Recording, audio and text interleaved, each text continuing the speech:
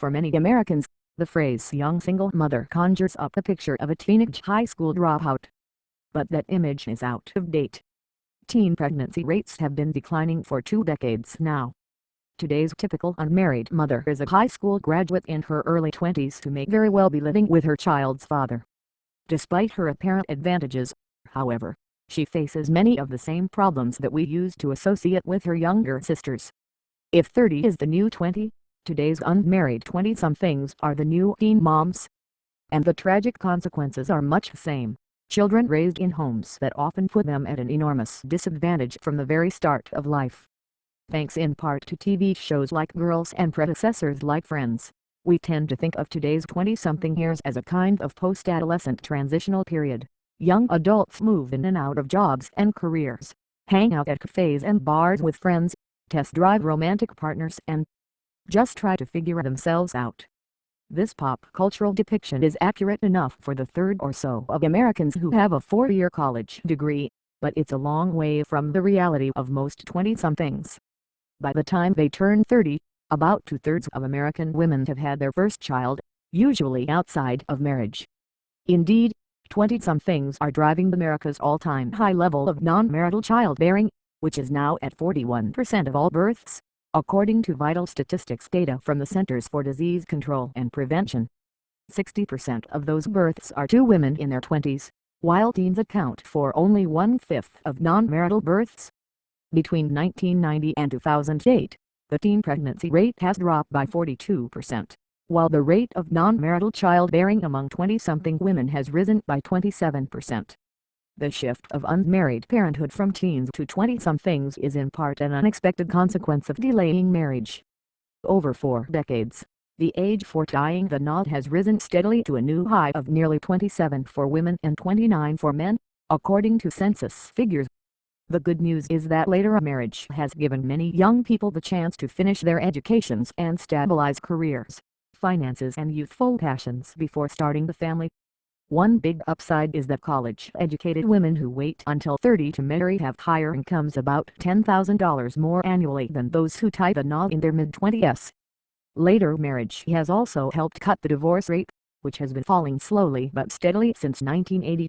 But if later marriage has been a boon for the college-educated, the same cannot be said for middle Americans, the more than 50% of young adults who have a high school diploma and maybe some college, but not a bachelor's degree.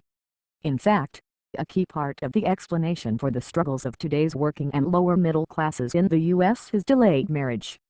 When the trend toward later marriage first took off in the 1970s, most of these young men and women delayed having children, much as they had in the past. But by 2000, there was a cultural shift. They still put off their weddings, but their childbearing not so much. 58% of first births among this group are now to unmarried women. Among college grads today, only 12% of first births are outside marriage. For high school dropouts, who tend to be the poorest population, 83% of first births are outside marriage, the CDC data show. If post-adolescent mothers and fathers were simply marrying each other a year or two after the arrival of their bundle of joy and remaining together, these trends might not be so troubling. But that's not what's happening.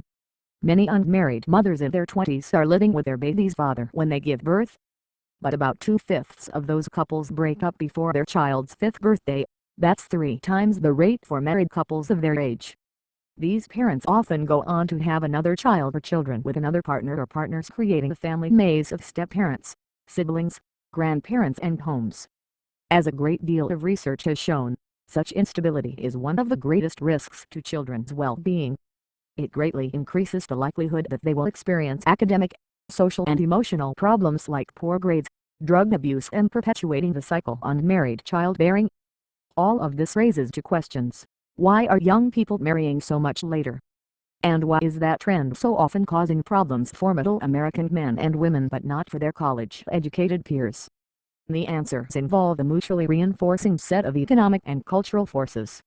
The knowledge economy and greater professional expectations have made higher education essential for middle-class life and integral to a personal sense of achievement for many women and men.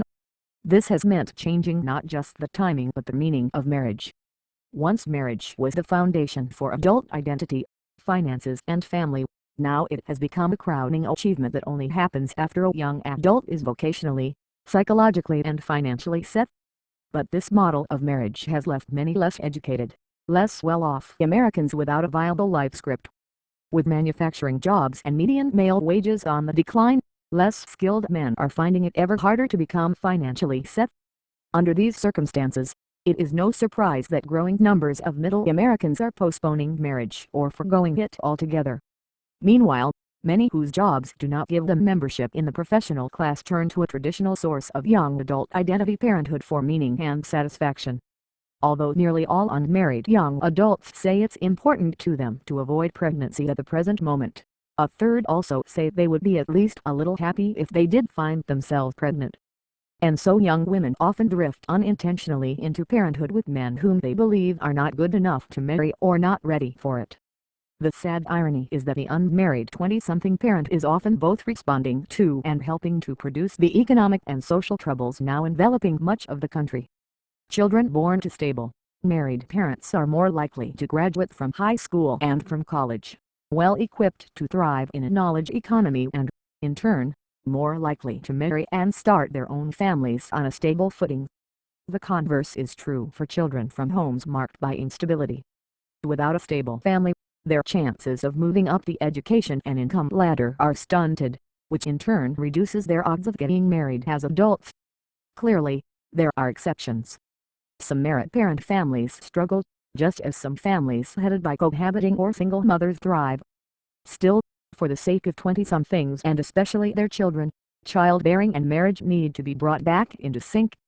There are a number of steps that could help, from eliminating the marriage penalties in many of our means-tested policies to strengthening apprenticeship programs that can improve the job prospects and economic fortunes of young adults who aren't college-bound. More broadly, we should encourage today's 20-somethings to weave together their long-term plans for parenthood, marriage and work. But to truly move forward, educators, employers, policymakers, parents, entertainment leaders and young adults themselves need to join together in launching the national conversation about bringing down the childbearing rate of unmarried women and men in their 20s. Such campaigns aren't just talk. They work for dealing with teen pregnancy, and they can work again. ADAPTED from Not Yet, The Benefits and Costs of Delayed Marriage in America, a new report from the National Marriage Project, the National Campaign to Prevent Teen and Unplanned Pregnancy and the Relate Institute. Ms. Heimowitz is a fellow at the Manhattan Institute. Mr. Wilcox is director of the University of Virginia's National Marriage Project, and Ms. Kay is senior research director at the National Campaign to Prevent Teen and Unplanned Pregnancy.